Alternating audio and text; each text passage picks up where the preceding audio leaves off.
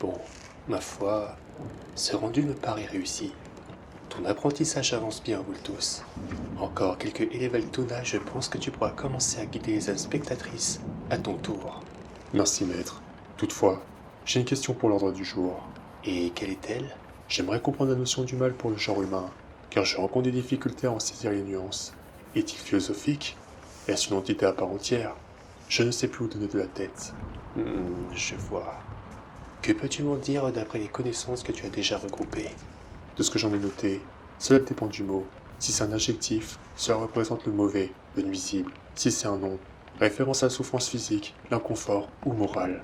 Si c'est un adverbe, référence de manière à l'incorrect ou l'insatisfaisant. Si c'est un nom, référence à ce qui est contraire au bien moral ou à la justice, l'infortune, aux calamités et aussi au registre de la maladie ou aux troubles physiques. Si c'est une expression, référence à éprouver des difficultés. Toutefois, son sens varie en fonction des mots que l'on emploie, comme par exemple avec l'article défini le, qui donne un sens ou une personnification à ce mot. En bref, la polyvalence du mot mal peut couvrir des concepts allant du mal physique à la moralité négative, en passant par des difficultés et des désagréments divers. C'est assez condensé, mais en soi, tu n'as pas tort. Néanmoins, ce mot, comme tu l'as dit, peut varier aussi en fonction du contexte dans lequel il est utilisé, car il peut avoir des significations différentes dans des domaines tels que la morale, la philosophie, la médecine, la religion ou la langue courante. Toutefois, pour ne pas te perdre dans un sens plus général, le mal peut désigner tout ce qui est perçu comme négatif, nuisible ou indésirable, cela pouvant inclure des expériences désagréables, des souffrances, des difficultés, etc. Mais pour ne pas s'éparpiller, laisse-moi éclairer ceci par différents prismes, pour que ta compréhension soit plus épurée et complète. Merci maître, mais oserais-je vous poser une question qui est hors de propos? Je suis à ton écoute. Pourquoi paraissez-vous toujours en colère?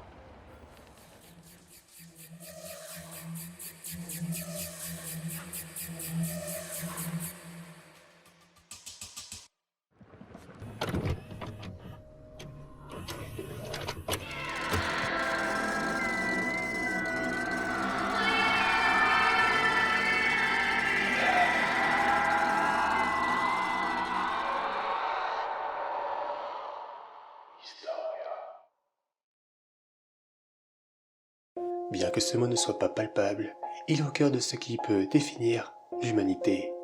Dans les ombres de l'âme humaine, une énigme persistante émerge, celle du mal. Suintant ou patientant silencieusement entre les lignes de la moralité, elle est une énigme qui défie la lumière de la compréhension.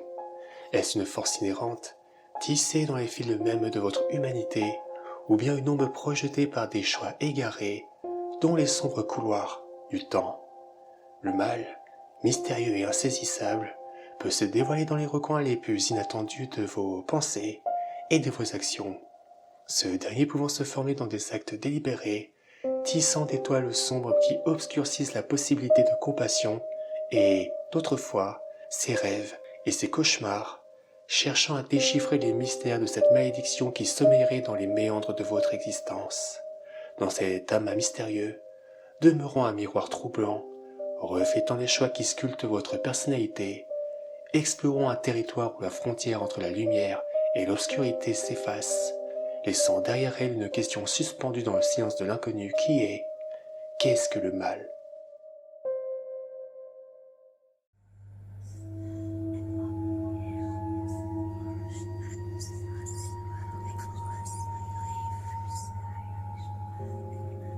Bien que cela puisse être enrichissant, loin de moi l'idée de faire un cours académico-magistral de tous ces aspects. Néanmoins, comme j'aime la possibilité à l'esprit critique ou à la recherche intellectuelle en autodidacte, je laisse le soin à chacun de parcourir les points délaissés ici à son propre compte. Pour commencer, il est important de vous apprendre que la notion de mal est souvent considérée comme proprement humaine, en raison de sa complexité, de la moralité et de la capacité des êtres humains à réfléchir de manière abstraite sur des concepts tels que le bien et le mal. Les notions de bien et de mal sont souvent construites socialement et culturellement.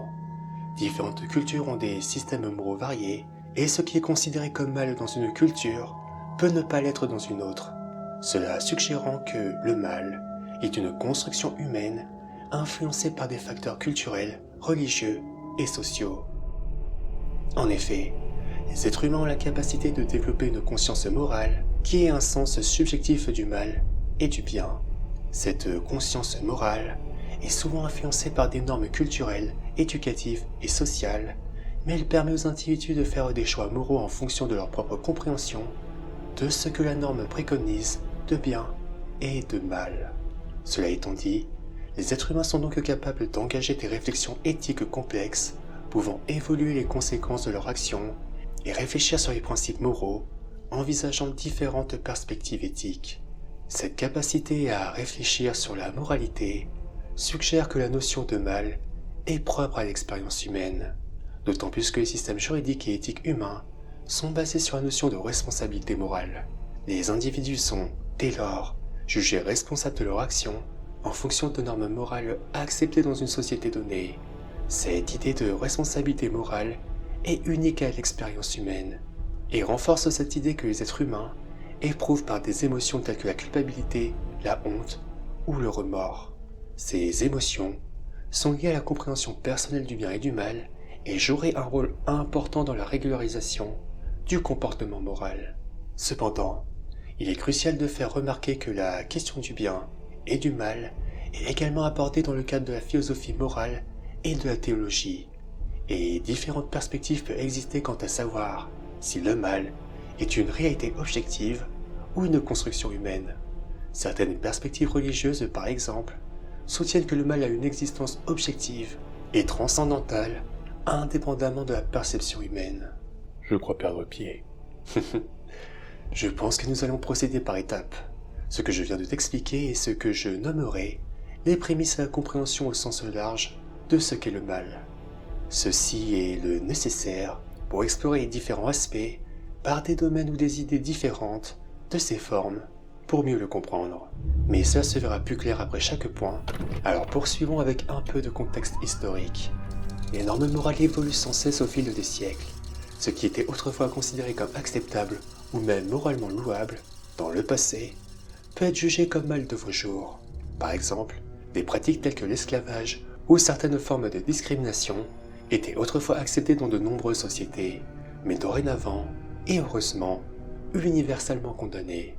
Toutefois, à travers le contexte des guerres et des conflits, pouvant entraîner des actes souvent considérés comme malveillants, les atrocités de guerre, les génocides et les violations des droits de l'homme sont des exemples où le contexte historique peut influencer la perception du mal, alors que les périodes de révolution et de changement politique pouvaient redéfinir les notions de bien et de mal. Ces actions, qui étaient auparavant condamnées, pouvaient être justifiées au nom d'une cause politique ou idéologique. Nous ne jugeons plus l'action, mais son intention ainsi que ses conséquences. Si je devais expliquer ainsi, pour qu'un élément soit catégorisé de bien et de mal, 3 mécaniques selon moi doivent être remplies: l'intention, l'action et là où les conséquences. Enlevez un facteur sur les 3 et vous retirez sa contenance ainsi que sa nature. Dans ce sens, une intention reste une pensée. Cette dernière complétée par une action est une notion à en devenir et ces deux-là se terminant par des conséquences définissent sa nature. Exemple, une mauvaise intention sans action, ne provoquant par logique aucune conséquence, reste une pensée non avenue. Une mauvaise intention, suivie d'une action tout aussi qualifiable, sans conséquence, et d'un événement stérile. Une mauvaise action, sans mauvaise intention, qui découle sur de dramatiques conséquences, est un accident. Et une intention mauvaise sans action, mais dont des conséquences sont nuisibles, allant dans la continuité de la mauvaise pensée, est juste une coïncidence. Mais réunissez tout le mécanisme, qui est une mauvaise intention prolongée d'une action se terminant sur de terribles conséquences, et ce que l'on peut qualifier de mal à l'état pur. Quoi qu'il en soit, les mouvements religieux et les changements dans les institutions religieuses ont souvent eu un impact sur la compréhension du mal. Par exemple, la réforme protestante et la contre-réforme catholique ont influencé les perspectives morales en Europe à l'époque de la Renaissance quant au passé, et les avancées technologiques ont introduit de nouveaux dilemmes moraux de vos jours. Comme autre exemple, les questions éthiques liées à la génétique, à l'intelligence artificielle et à d'autres domaines technologiques émergents peuvent être considérées comme malveillants dans certains contextes. Ajoutez à cela les mouvements pour les droits civils et l'égalité, qui ont de leur côté modifié les perceptions du mal en s'opposant aux discriminations systémiques et aux injustices historiques. Suis-tu le propos que je te tends ? De ce que je comprends, le concept du mal est profondément enraciné dans la complexité et son interprétation évolue au fil du temps, façonnée par différents facteurs. À travers les âges, les normes morales ont fluctué, redéfinissant ce qui est perçu comme bien ou mal. La relativité de la compréhension du mal est mise en lumière, soulignant que les jugements moraux sont souvent ancrés dans des contextes spécifiques. Comprendre le mal nécessite une exploration approfondie des valeurs individuelles, des croyances culturelles et des transformations historiques, illustrant ainsi la dynamique et l'adaptation de ce concept fondamental dans la condition humaine. Mais justement, pourquoi cela relève de la relativité culturelle ? Je veux dire, si la perception du mal peut varier considérablement d'une lecture à l'autre, comment ce qui est considéré comme moralement acceptable dans une culture peut être jugé comme mal dans une autre ? Eh bien, en matière de compréhension du mal, cela réfère un peu à ce que j'ai dit plus tôt. La variation des normes morales et des jugements éthiques à travers différentes cultures transforme ce contexte, soulignant que ce qui est considéré comme mal dans une culture peut ne pas l'être dans une autre, et vice-versa. Des pratiques considérées comme moralement acceptables dans le cadre de traditions culturelles peuvent être perçues comme malveillantes par des cultures extérieures, possédant ses propres systèmes de valeurs qui définissent ce qui est considéré comme bien ou mal. Des valeurs telles que l'individualisme, la collectivité, la liberté, l'autorité, etc. peuvent varier considérablement, influençant ainsi les perceptions morales. Les croyances religieuses jouent aussi souvent un rôle central dans la définition du bien et du mal. Ces concepts de péché et de vertu peuvent différer d'une religion à l'autre, et ce qui est sacré dans une foi peut être considéré comme profane dans une autre. Le bien et le mal, dans ce contexte, est la normalisation de pensée ou de comportement, voire d'action, qui est démocratisée ou conforme à la pensée dominante. En résumé, cela dépend exclusivement de la logique majoritaire du lieu où chaque individu se trouve par rapport à sa population ou ses habitants, mais aussi de jusqu'à où on étend la pensée collective, d'un village à une ville, ou d'une mégalopole à un pays, jusqu'à un continent se terminant par une planète. Je commence à saisir les nuances, cependant. Si c'est une normalisation d'une pensée globale, voire communautaire, ou même spéciste, qu'en est-il de l'individu à proprement parler ? C'est une très bonne question. L'éthique personnelle joue bien évidemment un rôle primordial dans la manière dont les individus perçoivent et réagissent au concept du mal. Lorsqu'une personne est confrontée à des situations impliquant des choix moraux, son éthique personnelle agit comme un filtre à travers lequel elle évalue la moralité de ses actions. Ce filtre subjectif est influencé par ses valeurs, ses croyances et son système moral individuel. La manière dont une personne définit le mal est souvent ancrée dans son éthique personnelle, et les actions ou les comportements considérés comme maléfiques sont jugés en fonction des normes morales internes de la personne, et lorsque ce dernier est confronté à des dilemmes moraux, son éthique personnelle guide sa réponse. La façon dont elle résout ces dilemmes reflète ses valeurs éthiques profondes, et son évaluation du bien et du mal se rendant donc maître et guide de ces conflits moraux internes pouvant surgir lorsque les actions d'une personne rentrent en conflit avec ses valeurs fondamentales. Cependant, sa mentalité peut évoluer au fil du temps, ce qui peut entraîner des changements dans la perception du mal. Les expériences de vie, les apprentissages et la réflexion personnelle influencent cette évolution, tout comme son milieu de vie, ainsi que ses fréquentations ou liens avec ses congénères. Toutefois, cette autonomie morale permet à une personne de prendre des décisions en fonction de ses propres convictions, plutôt que de suivre simplement des normes externes, cela pouvant impliquer la capacité à résister à des pressions sociales qui pourraient être en contradiction avec les principes moraux personnels. Compte tenu de ceci, la perception du mal peut ainsi donc, de par le fait, différer considérablement d'une personne à l'autre et étant propre à chaque individu. Ce point est-il clair ? Je pense, en résumé, l'éthique personnelle agit comme un filtre subjectif qui influence la manière dont chaque individu conçoit, évalue et réagit au mal. Elle reflète la diversité des perspectives morales au sein de la société et souligne la complexité inhérente à la compréhension du mal en tant que concept subjectif et évolutif.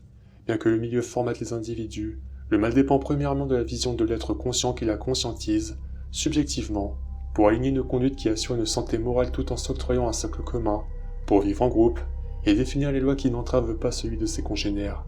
Malgré tout, bien que cela soit à la fois personnel puis communautaire, s'influençant l'un et l'autre, existe-t-il tout de même des valeurs universelles au mal ? Je veux dire, le mal est souvent associé à des conséquences négatives, que ce soit sur le plan moral, émotionnel, physique ou social. Donc ma question, si je vais être de plus précis, est existe-t-il des actions qui causent des souffrances, des injustices ou des préjudices considérés comme malveillants en général et reconnus par tous? Eh bien, la notion de conséquences négatives, en lien avec le concept du mal, est étroitement liée aux impacts préjudiciables, douloureux ou indésirables, résultant d'actions considérées comme malveillantes. Ces conséquences peuvent se manifester sur les plans moral, émotionnel, physique, social ou même environnemental. En même temps, le caractère universel de ces conséquences se réfère à la tendance à considérer certaines actions comme maléfiques, indépendamment des différences culturelles ou individuelles. Mais nous pouvons les catégoriser ainsi.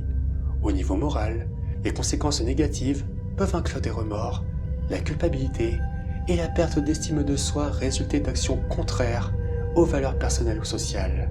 Au niveau émotionnel, les conséquences peuvent se manifester par la tristesse, la colère, la honte, le chagrin, la peur, la dégradation de l'estime de soi et d'autres émotions négatives associées aux dommages causés par des actions considérées comme malveillantes. Dans une autre forme, les conséquences négatives sur le plan psychologique peuvent inclure des troubles mentaux, des traumatismes et des impacts durables sur la santé mentale des victimes comme des auteurs d'actions malveillantes, conduisant à des problèmes qui peuvent se compléter avec des nuisances physiques. Au niveau physique, dans le contexte de la médecine ou des relations, des conséquences physiques négatives peuvent résulter d'actes nuisibles comme des blessures, des maladies ou d'autres formes de dommages corporels. Au niveau social, les conséquences peuvent inclure l'isolement, la stigmatisation sociale, la perte de relations et d'autres impactant les liens communautaires et interpersonnels. Les actions malveillantes peuvent donc entraîner des actions négatives telles que des condamnations publiques, des sanctions légales et des mesures punitives. Les normes sociales visant souvent à dissuader le comportement malveillant qui peut, dès lors, conduire à des conséquences légales avec des sanctions juridiques telles que des peines de prison, des amendes ou d'autres formes de punition imposées par un système judiciaire. À noter que les conséquences négatives peuvent également toucher la réputation d'une personne ou d'une organisation, ces actions malveillantes pouvant entraîner une perte de confiance de ses congénères, une diminution de crédibilité et des répercussions durables sur la réputation en elle-même. Et au niveau environnemental, dans un contexte plus large, des actions malveillantes peuvent également avoir des conséquences négatives, comme la dégradation des écosystèmes, la pollution, etc. Tout ceci étant potentiellement capable d'alimenter un cycle de violence contribuant à engendrer davantage de comportements nuisibles, créant ainsi un cercle vicieux. Toutefois, le caractère universel des conséquences négatives liées au mal repose sur certaines idées à travers différentes sociétés comme des principes moraux communs, de base, partagés par de nombreuses cultures, tels que l'interdiction de persécution, du meurtre, du vol, de viol ou de la tromperie, qui est généralement associée à des conséquences négatives. Les émotions telles que la tristesse, la colère et le chagrin, qui sont souvent associées aux conséquences négatives du mal, étant des réactions émotionnelles universelles. Il peut aussi exister un consensus international en termes de droit sur la nécessité de protéger les individus contre des actions malveillantes, soulignant une dimension universelle dans la compréhension des conséquences négatives du mal. Mais clairement, d'un point de vue philosophique, certains principes éthiques fondamentaux comme la règle d'or de traiter les autres comme vous souhaitez être traités transcendent les frontières culturelles et peuvent être considérés comme universels. Je commence à faire tous les liens. Toutefois, si je décèle l'idée générale, pourquoi est-elle considérée comme vivante? Je veux dire, de ce que j'en ai compris, cela reste un concept ou une idée représentant les aspects et les conséquences négatives pour l'humain, mais à les écouter, il existerait comme une force invisible, et voire même des êtres qui personnifient et agissent pour se nourrir de son expansion à travers la définition de sa substance par des actes malignes et néfastes. Je vais t'expliquer tout ceci.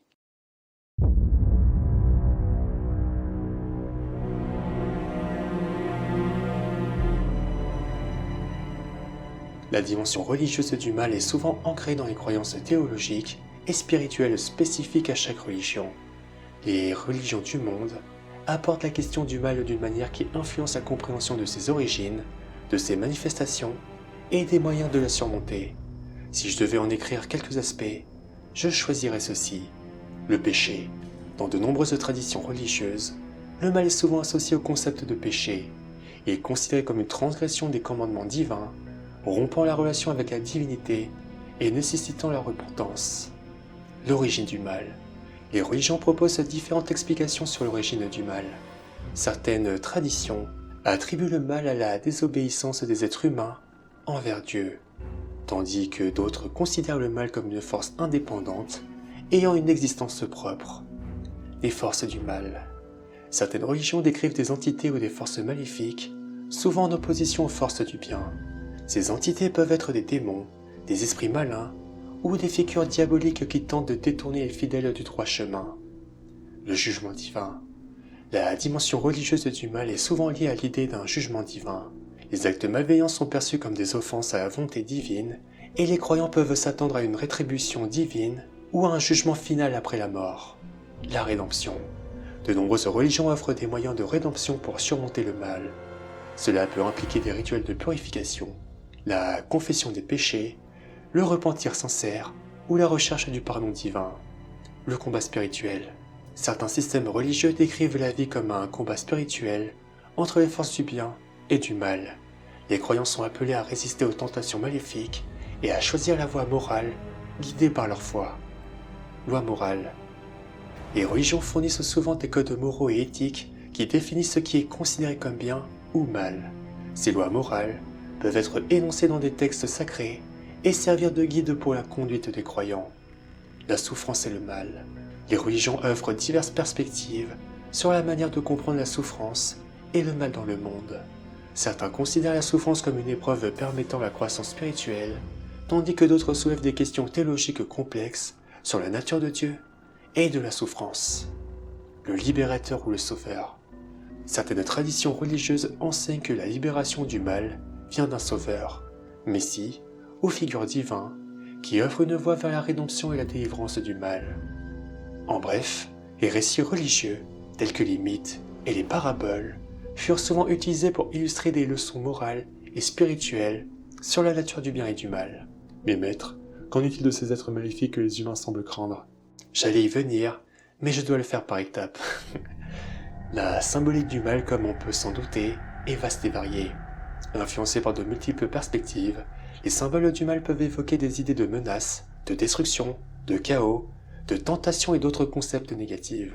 Par exemple, le serpent est souvent un symbole de mal dans de nombreuses traditions, influencé en partie par sa représentation dans les récits bibliques, tels que la tentation d'Adam et Ève dans le jardin d'Éden. D'ailleurs, le serpent Ouroboros est dans les consciences collectives, souvent utilisé comme un symbole de l'infini ou du cycle de la vie, représentant un serpent se mordant la queue, pouvant également être interprété comme un symbole de l'autodestruction ou du mal. Son dérivé, ou du moins sa descendance spirituelle si j'ose le dire, est le dragon. En effet, dans plusieurs cultures, le dragon est associé au mal et à la destruction. Il représente souvent une force chaotique et terrifiante, mais parfois aussi la tentation ou la cupidité. Si je devais garder une cohérence, la suite logique de cette lignée serait ensuite le démon. Toutefois, le corbeau est parfois perçu comme des messagers du mal, portant une connotation sombre et souvent associé à des événements funestes, tout comme la chauve-souris, en raison de leurs activités nocturnes et de leur apparence parfois effrayante, pouvant être perçus comme des symboles du mal ou de surnaturel dans certaines cultures. La tête de mort n'en est pas en reste, car cette dernière est souvent associée au concept de mort et de danger, de mortalité mais aussi de fragilité étant fréquemment utilisée comme symbole du mal ou de la menace dans diverses représentations artistiques et culturelles, tout comme le sang d'ailleurs, mais plus quand il est projeté et non récupéré tel le Saint Graal, recueillant le sang du Christ chrétien. Si je souhaite continuer en exemple, le pentagramme inversé est une des plus courantes représentations de l'occultisme et utilisé comme symbole du mal, parfois associé à des rituels sataniques tout comme les cercles de sigil. Représentation des symboles magiques pouvant être interprétés comme des représentations du mal dans le contexte de la magie noire ou de l'occultisme. Dans un registre plus sensoriel voire abstrait, les couleurs sombres telles que le noir et le rouge profond sont souvent utilisées pour symboliser le mal en raison de leur connotation associée à la nuit, à la mort et au sang. À noter pour compléter ce propos que la représentation d'une chèvre noire est parfois associée à des représentations du diable dans des contextes symboliques et religieux. Il est important de noter que la symbolique du mal peut varier considérablement en fonction du contexte culturel, religieux et artistique. Certains symboles peuvent être interprétés différemment dans des cultures différentes et la signification attribuée à un symbole particulier peut évoluer au fil du temps.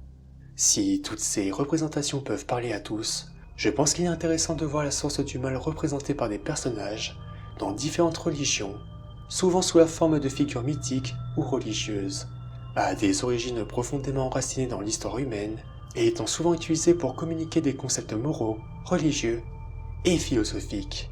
Avec un aperçu général des principales religions mondiales et de la manière dont le concept du mal est souvent présenté par leurs plus grands représentants ou figures religieuses, nous pouvons voir dans le christianisme le mal étant souvent associé à Satan, le diable, qui est considéré comme l'ennemi de Dieu. Dans l'islam, le mal est souvent associé à Iblis entre parenthèses, un autre nom pour le même adversaire qui est Satan, qui a désobéi à Dieu. Mohammed fut envoyé comme prophète pour guider l'humanité vers la droiture et éloigner les croyants du mal. Les enseignements incluant la notion de djinn, créature invisible capable de choisir entre le bien et le mal. À travers le judaïsme, le mal est souvent représenté par la même figure qui est Satan, bien que le concept puisse varier. Les enseignements de la Torah mettent l'accent sur la justice, les commandements divins et l'obéissance à Dieu pour éviter le mal. Pour l'hindouisme, une compréhension complexe du bien et du mal est souvent liée au concept de dharma, ou autrement dit, un devoir moral, et de karma qui est la loi de cause à effet. Des figures comme Ravana dans l'épopée de Ramayana représentaient le mal, mais l'accent était mis sur la recherche de l'équilibre et de la libération spirituelle. Avec le bouddhisme, le mal était souvent lié à l'ignorance, à la convoitise et à la haine, appelés les trois poisons. Le Bouddha enseignait alors la voie du noble chemin octuple pour transcender ces poisons et atteindre la libération du cycle de la souffrance, appelé le samsara. Quant au sikhisme, il met l'accent sur l'unité divine et rejette l'idée du mal comme une entité séparée. Le mal était souvent associé à l'ignorance et au détachement de Dieu. Les Sikhs étaient donc encouragés à vivre une vie vertueuse et à se consacrer à la prière et au service. Ces représentations sont simplifiées, mais il est important de noter que chaque religion a des interprétations variées et des nuances dans la compréhension du mal. Les enseignements religieux évoluant également au sein de différentes traditions et communautés, que peux-tu en dire ou en déduire vous tous ? Eh bien, utiliser des personnages permet de symboliser et d'allégoriser des concepts abstraits tels que le mal. Ces personnages deviennent des symboles vivants de forces négatives, ce qui facilite la compréhension et la transition de valeurs morales. Ces représentations du mal, par des personnages, offrent un moyen puissant de raconter des histoires morales. Les récits mettent en scène des personnages malveillants créant des situations de conflit et permettent d'explorer les choix moraux, les conséquences et les leçons éthiques. Personnifier le mal donc dans une figure distincte rend cette force plus tangible et permet aux gens de personnaliser leur compréhension du mal. Cela peut également faciliter la discussion et la réflexion sur la nature du mal à travers de nombreuses traditions religieuses. Ces représentations du mal par des figures telles que Satan ou Mara servent à illustrer les principes du bien et du mal. Cela renforce l'importance de choisir le bien et de résister aux tentations malveillantes. Les personnages malveillants servirent par conséquent, souvent, d'exemples moraux négatifs, représentant leur action comme des contre-exemples à suivre, mettant en lumière les conséquences destructrices du comportement malveillant. D'ailleurs, dans la littérature, l'art et d'autres formes d'expression artistique, la représentation du mal par des personnages, offre aux créateurs une manière puissante de communiquer des thèmes complexes et de susciter des émotions chez le public. La création de personnages malveillants pouvant également servir à une analyse psychologique des aspects sombres de la nature humaine. Les personnages maléfiques peuvent représenter des aspects refoulés ou des pulsions négatives. Les mythes et légendes qui furent souvent utilisés pour transmettre des valeurs culturelles et morales inclurent fréquemment des figures malveillantes renforçant la compréhension de la dualité du bien et du mal dans les cultures du monde entier. Par exemple, certains personnages malveillants, comme le serpent tentateur qui a été évoqué dans le récit biblique du Jardin d'Éden, furent utilisés pour représenter la tentation et le test moral. Il met à l'épreuve la résistance aux forces du mal, donc nous pouvons en déduire qu'en représentant le mal par des personnages, la complexité du concept fut simplifiée pour permettre de compréhension plus accessible, en particulier dans le contexte des enseignements moraux et religieux. En somme, la représentation du mal par des personnages sert à illustrer, enseigner, symboliser et faciliter la compréhension des concepts moraux et spirituels complexes au sein de diverses cultures et croyances. Bon, voyons à présent d'autres prismes afin de pouvoir conclure ce qu'est le mal.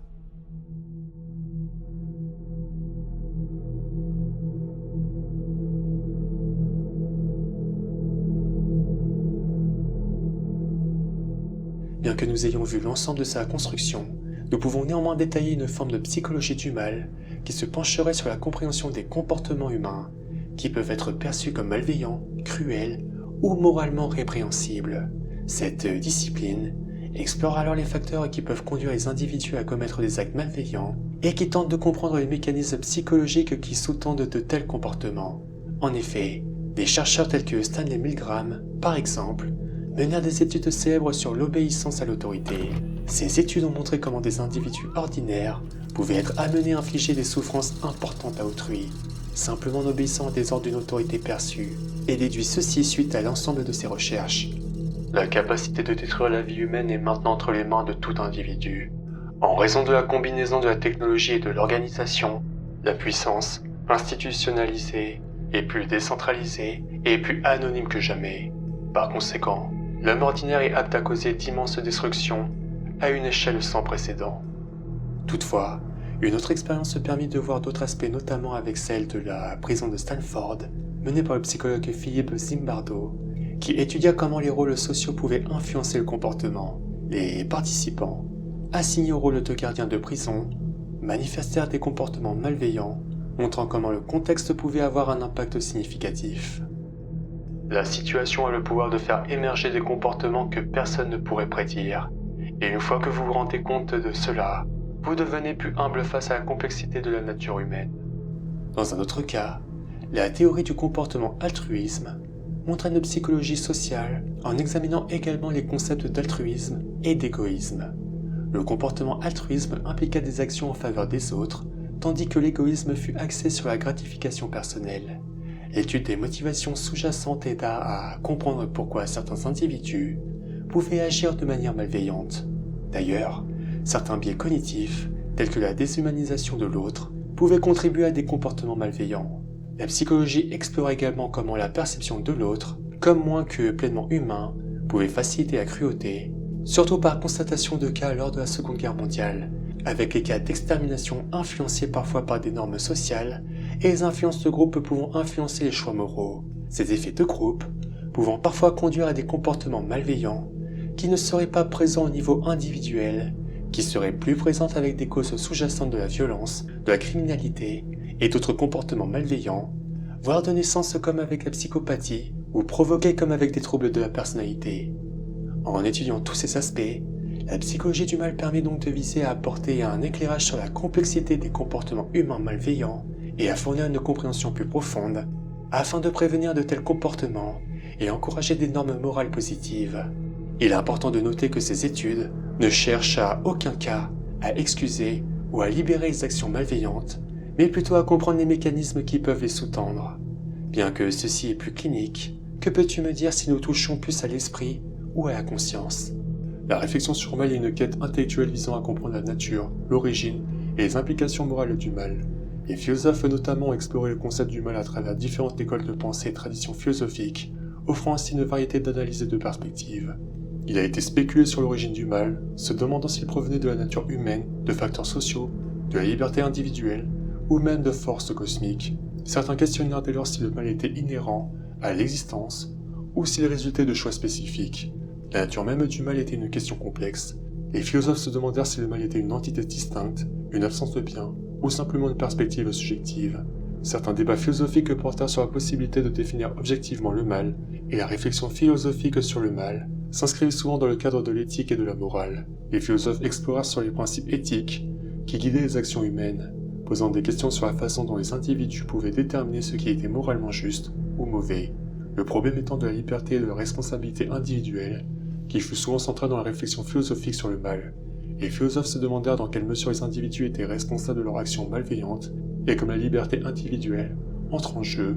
Mais cela dit, certains philosophes distinguaient entre le mal moral, qui résulte d'une mauvaise action commise par des êtres conscients, et le mal métaphysique, qui s'explique par la souffrance et le malheur inhérent à l'existence. Cette distinction aide à explorer différentes manifestations du mal. Néanmoins, certains philosophes se penchèrent sur le relativisme culturel, questionnant si les normes morales et les perceptions du mal variaient culturellement, soulevant des questions sur la nature objective ou subjective du mal. D'ailleurs, la théodicée étant un sous-domaine de la philosophie qui cherche à justifier la coexistence du mal et d'un Dieu bon et tout-puissant, avec la question de comment concilier la présence du mal dans le monde, avec la croyance en un Dieu omnipotent et un défi abordé par de nombreux philosophes. Toutefois, différentes approches éthiques telles que l'utilitarisme et la déontologie influencèrent la réflexion sur le mal. Ces perspectives offrirent des cadres pour évaluer si une action était morale ou immorale en fonction des conséquences ou des principes moraux, et certains philosophes abordèrent même le mal dans le contexte d'une quête plus large du bien, avec la question de comment définir le bien et comment les individus pouvaient aspirer à une vie moralement bonne, comme étant des préoccupations importantes dans la philosophie morale. Par conséquent, la réflexion philosophique sur le mal engagea les penseurs dans des discussions complexes, souvent sans réponse définitive. Elle fut enrichie par une diversité de perspectives qui contribuèrent à votre compréhension profonde du concept du mal et de ses implications philosophiques. Tout à fait. La réflexion psychologique sur le mal nous fait plonger dans les abysses de l'existence, sondant les ombres qui s'étendent au cœur de la nature humaine et au-delà. C'est une quête qui scrute l'origine du mal, tâtonnant dans les coins sombres de la psyché, pour comprendre les racines de cette force dévorante qui peut émerger de notre propre libre arbitre. Au cœur de cette exploration se trouve la question lancinante de la nature du mal lui-même. Est-ce une entité distincte, une présence maléfique qui rôde dans les recoins de l'univers, ou simplement l'absence de lumière, une teinte obscure dans la palette de la conscience humaine? Les philosophes, encore à ce jour, naviguent dans ces eaux troubles, cherchant à définir objectivement ce qui résiste souvent à toute définition claire. Dans ce royaume de ténèbres intellectuelles, la réflexion s'étend également sur les implications morales du mal. C'est un miroir déformant qui nous confronte à notre propre responsabilité, à la liberté individuelle, qui peut être à la fois un fardeau et une malédiction. Peut-être sommes-nous tous des acteurs tragiques dans un drame moral, des marionnettes de notre propre obscurité intérieure. Le mal, cette ombre insaisissable, se manifeste de différentes manières. Il y a le mal moral, des actes perpétrés par des êtres conscients, et le mal métaphysique, une souffrance qui semble tisser dans la trame même de votre existence. C'est une dualité perverse, une danse malsaine entre la lumière et l'obscurité. Certains philosophes, dans leur quête implacable de vérité, explorent le relativisme culturel, questionnant la validité même de vos normes morales. Dans cette quête, l'ombre du doute plane, jetant un voile sur la nature objective du bien et du mal. Cependant, au sein de cette noirceur intellectuelle, il y a des lueurs d'espoir, des éclats de compréhension qui percent l'obscurité. La réflexion sur le mal offre la possibilité de comprendre, de grandir et peut-être de transcender. C'est dans ces moments de ténèbres que la lumière de la connaissance peut briller plus intensément. Le pessimisme philosophique qui entoure le mal est contrebalancé par la possibilité d'une transformation personnelle, d'une élévation au-dessus des bas-fonds moraux. Dans la confrontation avec le mal, il y a une invitation à choisir la voie de la vertu, à émerger de l'ombre avec une sagesse nouvellement gagnée. Ainsi, au cœur de la noirceur philosophique, une lueur persiste, une invitation à la rédemption personnelle, à l'éveil moral. La réflexion sur le mal, aussi sombre soit-elle, peut offrir un chemin vers la lumière, une rédemption qui éclaire même les coins les plus obscurs de notre existence.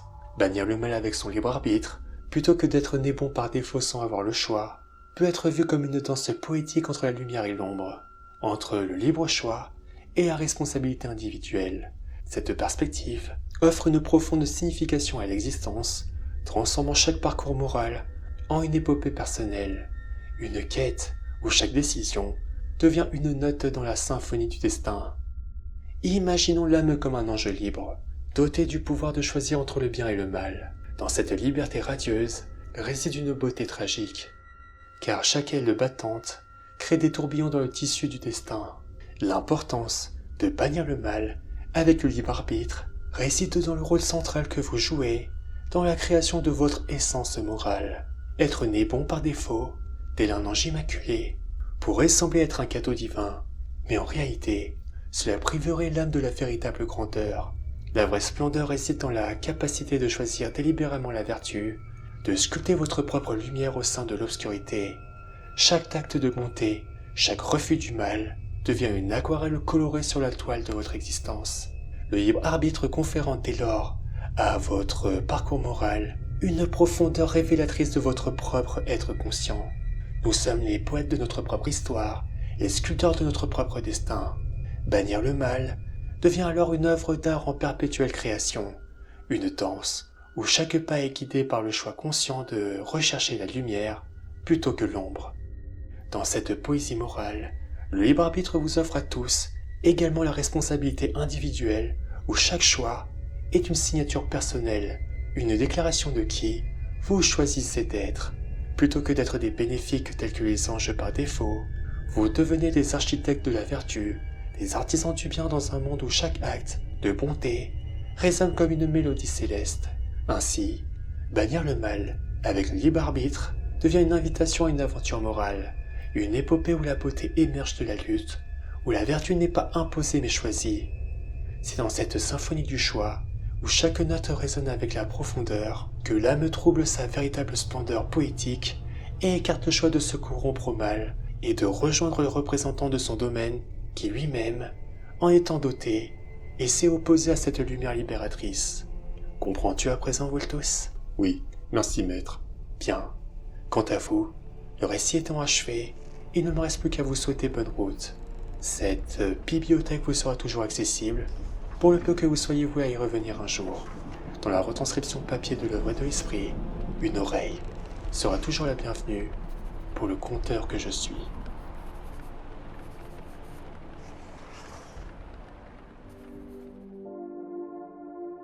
Salut, merci d'avoir regardé cette vidéo jusqu'au bout.